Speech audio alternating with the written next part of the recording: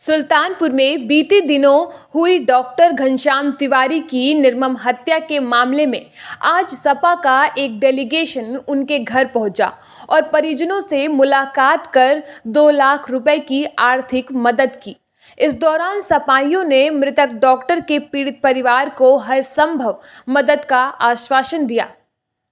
गौरतलब हो कि बीते 23 सितंबर को रंगदारी वसूलने के आरोप में डॉक्टर घनश्याम तिवारी की पीट कर निर्मम हत्या कर दी गई थी।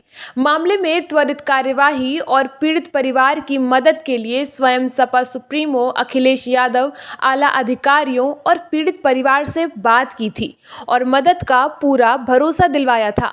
इसी कड़ी में उन्हीं के निर्देश पर आज समाजवादी पार्टी शिक्षक सभा के राष्ट्रीय अध्यक्ष प्रोफेसर बी पांडे सहित कई विधायक एवं पूर्व विधायक उनके घर पहुंचे और मृतक डॉक्टर के परिजनों से मुलाकात की।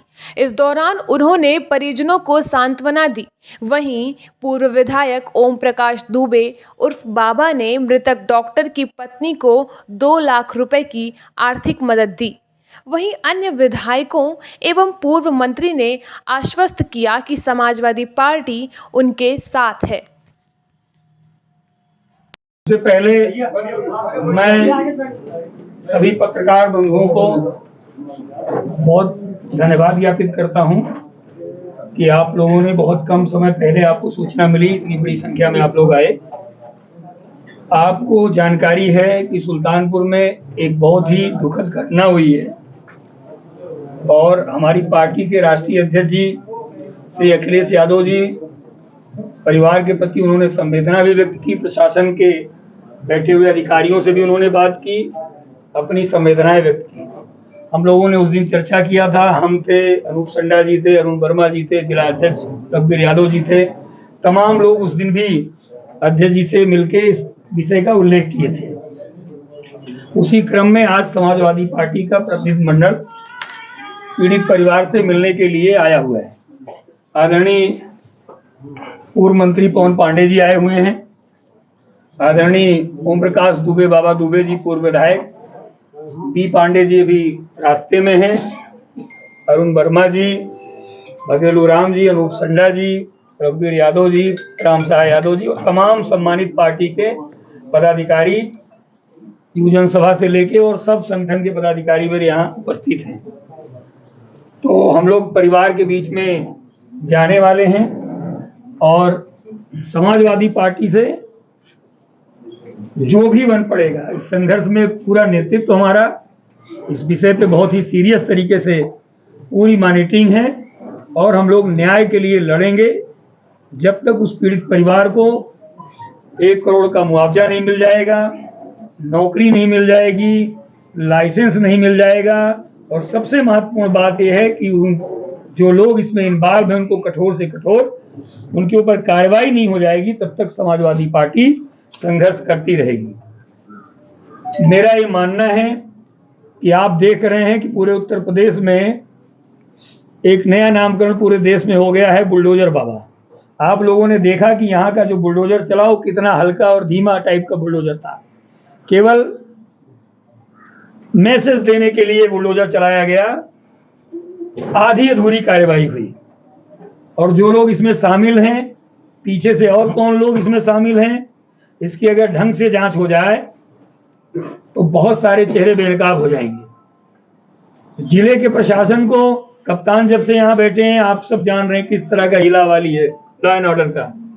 तो मेरा मानना है कि इस विषय को लेके हम लोग सड़क पर भी उतरने का काम करेंगे अगर उनको न्याय नहीं मिला तो।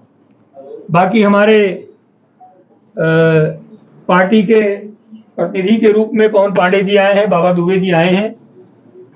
अब ये लोग, आप लोग कुछ भी पूछना है तो आप पूछ सकते हैं अपनी बात, जो हमारी पार्टी के शीर्ष लोग आए हुए हैं अब आपके बीच में रखेंगे। पीड़ित परिवार को न्याय दिलाने के लिए सपा किस तरीके से पहल करेगी, क्या रणनीति? समाजवादी पार्टी के माननीय राष्ट्रीय अध्यक्ष अखिलेश यादव जी ने पीड़ित परिवार से बात भी की थी। लम्हा के पूर्व विधायक संतोष पांडे जी ने बात भी कराई थी और हमारी पार्टी के जितने सम्मानित नेता हैं, चाहे जिला अध्यक्ष जी हों श्री रघुवीर यादव जी, चाहे माननीय पूर्व विधायक अरुण वर्मा जी हों, चाहे माननीय पूर्व विधायक अनूप संडा जी हों, सारे लोगों ने माननीय राष्ट्रीय अध्यक्ष जी को इस घटना से अवगत भी कराया था। और आज समाजवादी पार्टी का एक प्रतिनिधिमंडल, जिस प्रतिनिधिमंडल में बदलापुर के पूर्व विधायक माननीय ओम प्रकाश दुबे बाबा जी और सारे लोग, जितने लोग यहाँ बैठे हैं, सारे लोग, पूरी कमेटी आई है, पीड़ित परिवार से मिलेगी और पीड़ित परिवार को समाजवादी पार्टी के राष्ट्रीय अध्यक्ष जी के निर्देश पर उसकी पूरी जो बातें हैं, जो तथ्य हैं, यह प्रतिनिधिमंडल राष्ट्रीय अध्यक्ष जी को सारे तथ्यों से अवगत कराएगा। योगी आदित्यनाथ जी की सरकार में 6वां वर्ष लगभग पूरा होने जा रहा है।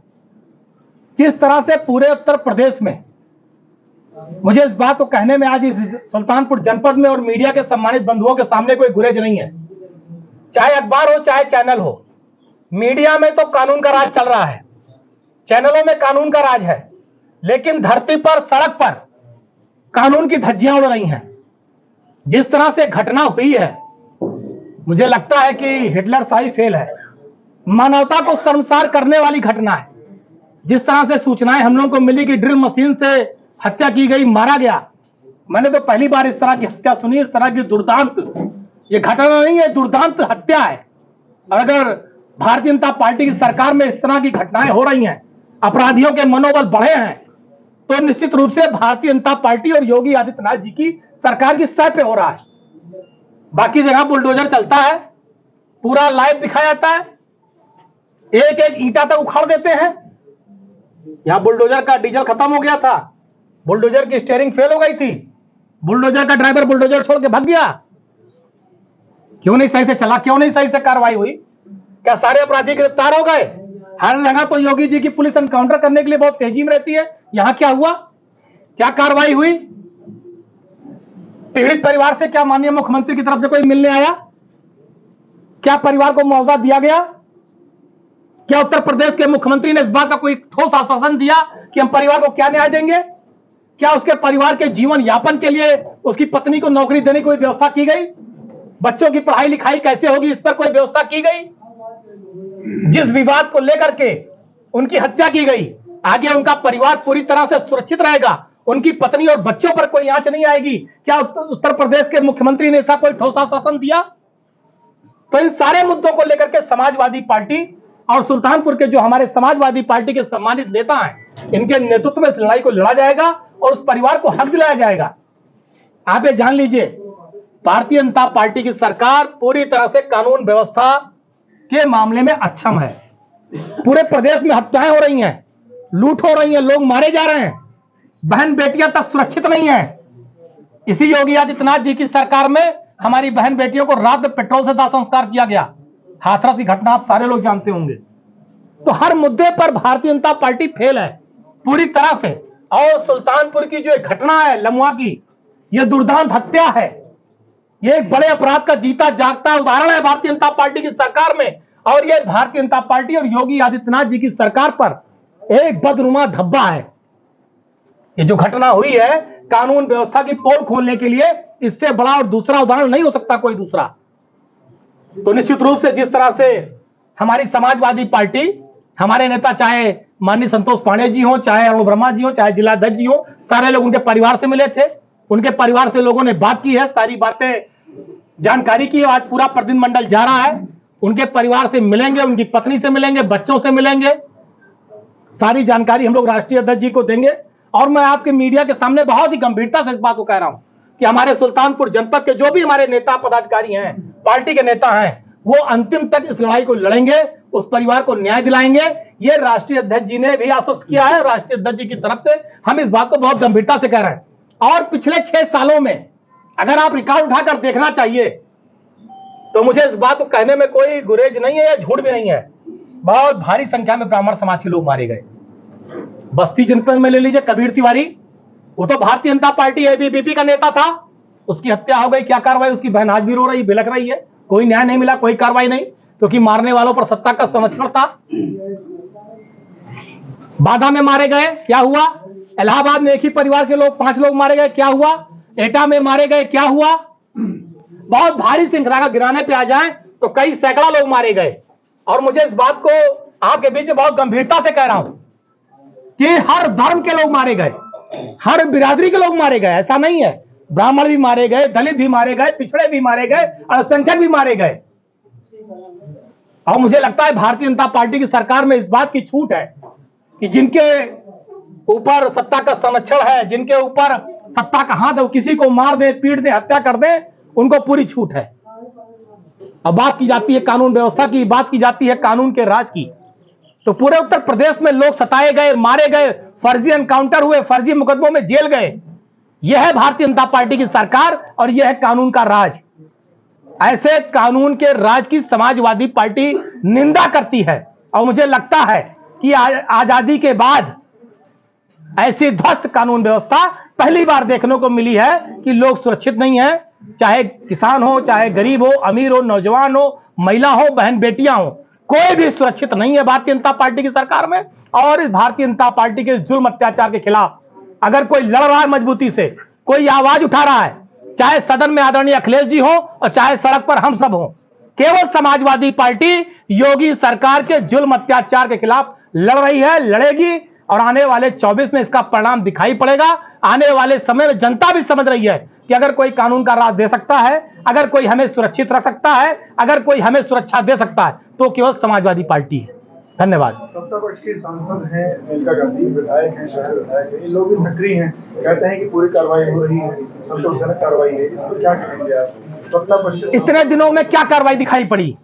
आप मीडिया के सम्मानित साथी हैं, आप बंधु हैं, आप बता दीजिए कि आप परिवार को, मैं ऐसे बहुत सी जगह जानता हूं जहां पर 24 घंटे के अंदर हत्या होने के बाद मुआवजे का चेक मिला है।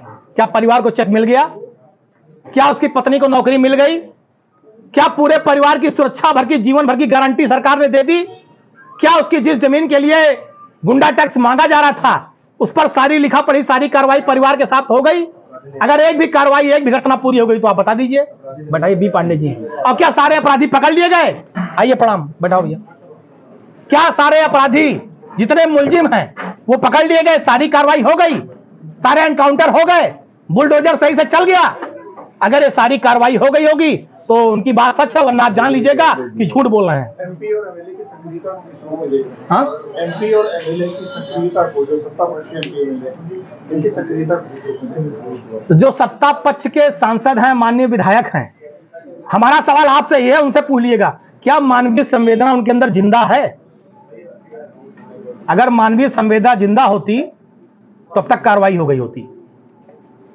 अगर वैसे जरा भी ये होता कि हमारे क्षेत्र का एक आदमी की दुर्दांत हत्या हुई है, उसकी पत्नी के प्रति, बच्चों के प्रति अगर जरा भी मानवीय संवेदना जिंदा होगी भारतीय जनता पार्टी के अंदर, तब तक कार्रवाई हो गई होती। क्या लगता है क्यों नहीं हो रही कार्रवाई? मैंने तो पहले ही कहा सत्ता का संरक्षण है,